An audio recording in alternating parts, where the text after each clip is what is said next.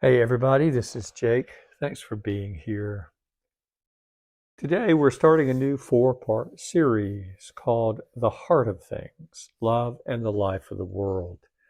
Today's episode, part one, is called Love and the Dark Passions. We'll be talking about how love transforms fear, anger, and the false self. Let's get started. After worship one Sunday, a man stalked up to me. His jaw was set, his brow furrowed.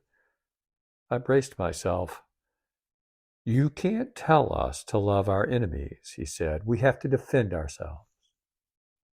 The rector saw that I was at a loss, so he came to my rescue. He said, "The bishop was quoting Jesus. That's from the Sermon on the Mount." My critic already knew this. It didn't matter. According to Christianity Today's editor Russell Moore, sermons about turning the other cheek and loving enemies don't land so well these days. Pastors across the country report unapologetic, even angry pushback. Look, hesitation is understandable. Jesus is asking a lot. Loving our enemies and turning the other cheek are impossibly tall orders. We need divine help to walk the way of Jesus. That's why our response to the baptismal covenant is, "I will with God's help." It's not, "I got this." But the pushback Moore describes isn't an expression of humility. It's a hard no, a refusal. A distressing number of Christians are dismissing these teachings as weak, naive, and out of touch. Moore is a conservative, and it's noteworthy that he agrees with progressives like John Pavlovitz and Diana Butler Bass that this phenomenon represents more than political polarization. It reveals a spiritual crisis. Let me explain. Desire is what animates human beings.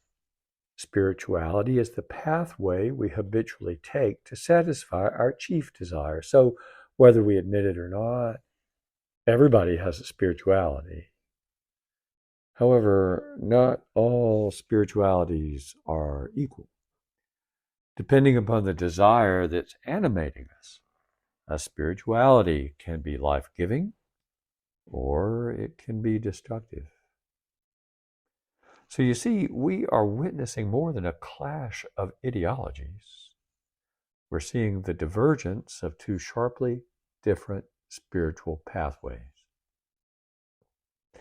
Jesus teaches us to yield to a holy longing to love. Love God with your whole being and love your neighbor as if you shared a common circulatory system.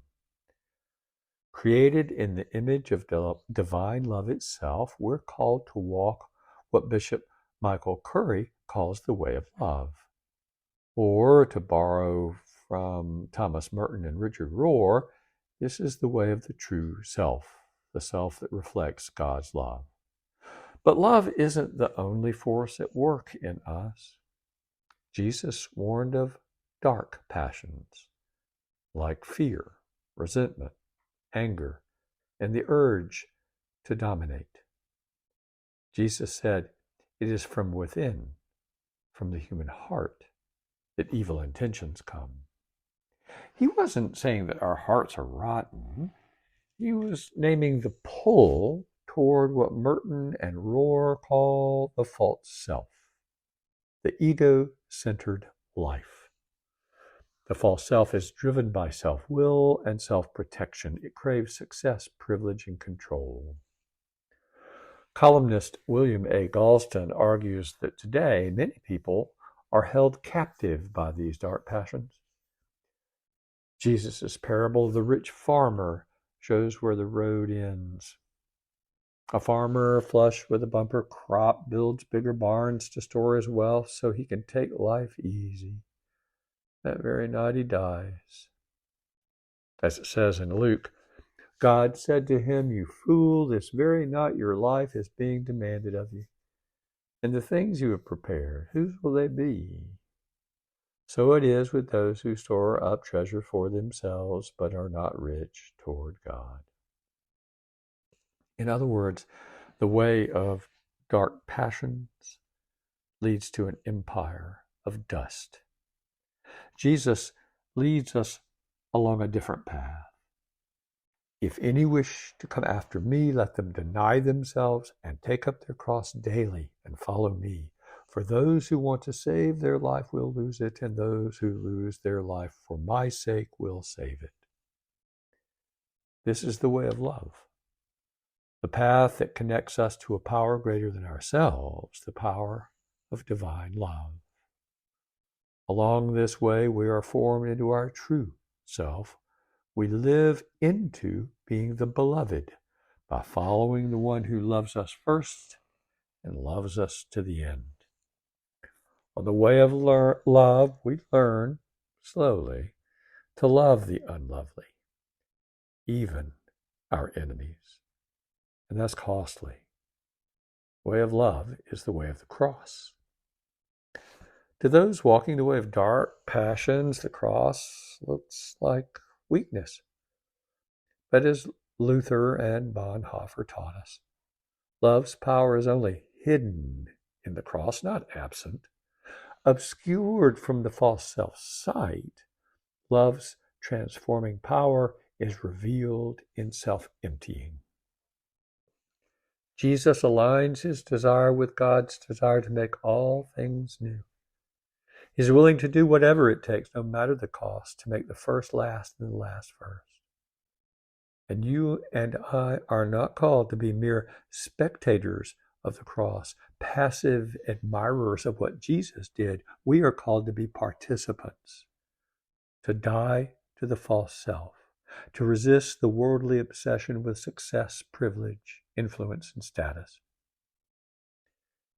In the resurrection, Jesus shows that dying is, paradoxically, the way to life.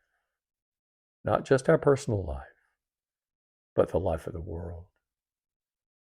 Bishop Curry puts it this way: when love is the way, unselfish, sacrificial, redemptive love, then no child will go to bed hungry. Poverty will become history. We will lay down our swords and shields to study war no more. Through the likes of us, the beloved, God is making all things new. We will face seasons of hate and fear, envy and violence. At times, it may seem that love has lost the day. But don't get discouraged. Don't succumb to cynicism. We do not walk the way of love alone.